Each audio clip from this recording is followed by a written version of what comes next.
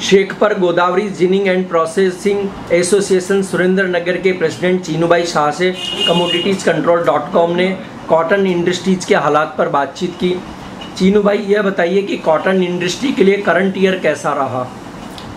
Current year हमारा यहाँ ऐसा रहा, हमारे यहाँ व्यापारी को अभी कपास की जो फर्दर की क्वालिटी आई ने उसमें बहुत मार खाया है और उससे बहुत तकलीफ दी थी और ये कपास अभी खप ही नहीं रहा बाज़ार में और इसी हिसाब से व्यापारी को अभी मुनाफा को कम हुआ है और नुकसानी जास्ती हो गई है।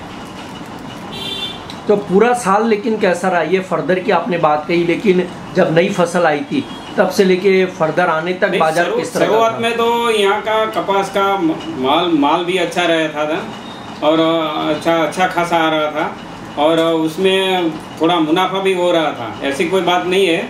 लेकिन हमारे यहाँ जिनिंग वाले को सबको पैसा तो मिला ही था, इसी हिसाब से उसने वो फर्दर वाली क्वालिटी जब डाउन हुआ भाव तो उसने ऐसा बोला कि भाई अभी डाउन है तो थोड़ा जास्ती कर ले और उससे करने से लेके बाद में वो फंसा गए।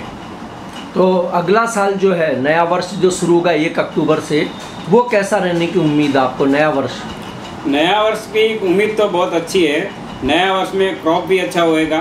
मेरे हिसाब से, हमारा हिसाब से 27,000 हेक्टर में जो बोइंग गत साल में हुई थी, यही साल में 30,000 के आजू बाजू के हिसाब से आश्रय हेक्टर में हो जाएगी ऐसा लग रहा है और फसल भी बहुत अच्छी आएगी और कपास भी क्वालिटी भी अच्छी आएगी। इसी हिसाब से जिनिंग वालों को बहुत मज़ा आएगा और क्वालिटी में तो कोई डिफरेंस ही नहीं आएगा ऐसा लग रहा है अभी। और तो अभी इस साल जो कहा जा रहा है कि जिनिंग प्रेसिंग फैक्ट्रियाँ डिस्पैरिटी में चली है, तो डिस्पैरिटी में जो चली उसके कारण क्या रहे? वो कारण डिस्पैरिटी चली, इसका कारण कोई नहीं था, वो जिनिंग प्रेसिंग का जास्ती हो गया है और दूसरा ये है कि भाई जो जिनिंग प्रेसिंग की कैपेसिटी और जास्ती हो गई है, इसी हिसाब से वो डिस्पैरिटी चल रही थी। तो आपको लगता है कि नया वर्ष में डिस्पैरिटी टूटेगी या बनी ही रहेगी? हमको तो ऐसा ही लग रहा है कि नया वर्ष में क्रॉप जास्ती आएगा तो डिस्पैरिटी कम ही हो ही जाएगी, इसमें कोई फ़र्क ही नहीं है और माल भी अच्छा आएगा और मुनाफा भी अच्छा रहेगा, ऐसा हमको लग रहा है। चीन का कहना कि वो शायद ज़्यादा कॉटन इंपोर्ट करने की स्थिति में न रहे। अगर ऐसा होता तो चीन से किस तरह का कंपटीशन देखने को मिलेगा भारत को?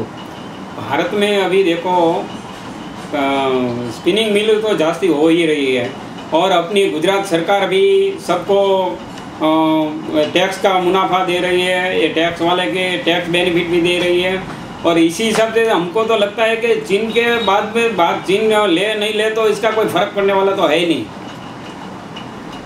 तो क्या लेकिन एक्सपोर्ट का एक बड़ा हिस्सा भारत से जाता है, तो क्या आपको ऐसा नहीं लगता है कि हमें एक्सपोर्ट बढ़ाने और उस पर चीन पे डिपेंड हमारी इंडस्ट्री है उसमें कुछ आगे दिक्कतों का सामना करना पड़े?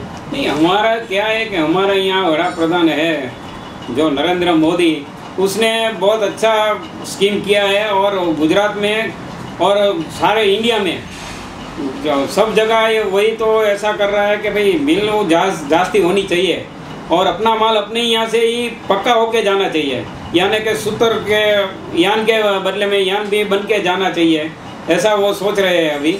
इसी हिसाब से तो भाई ये देखो अभी ऐसी बात है कि भाई हमको ऐसा लग रहा है कि भाई दूसरे पर डिपेंड रहना ये हमारे लिए तो अच्छा है नहीं, इससे तो भारत को अपना पगभर हो जाए ये बड़ी निशानी है और इसका प्रयास भी कर रहे हैं वो मोदी साहब, इसी हिसाब से हमको ऐसा लग रहा है।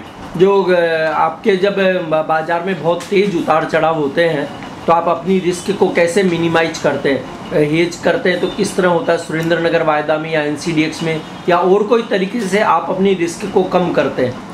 नहीं, हमारे रिस्क में तो कैसा होता है कि हमें तो हर दिन बिकना और हर दिन लेना चाहिए, वो कच्चा माल लेते हैं और सामने गठान तो बिक देते हैं, ऐसी कोई हम तेजी मंदी तो वैसे ही जास्ती कर नहीं रहे हैं। इसी हिसाब से देखो हम कोई NCDX के MCX के कोई में सहारा भी नहीं ले रहे थे, क्योंकि इसमें क्या है कि वो बाज़ार से वो भरना पड़ता है, वो हिसाब से हम कोई वो नहीं कर रहे, लेकिन हमें तो हमारा बाजार के हिसाब से हमारा धंधा चलता रहता है। चीनू भाई, आपने commoditiescontrol.com से बात की, इसके लिए धन्यवाद। थैंक्स।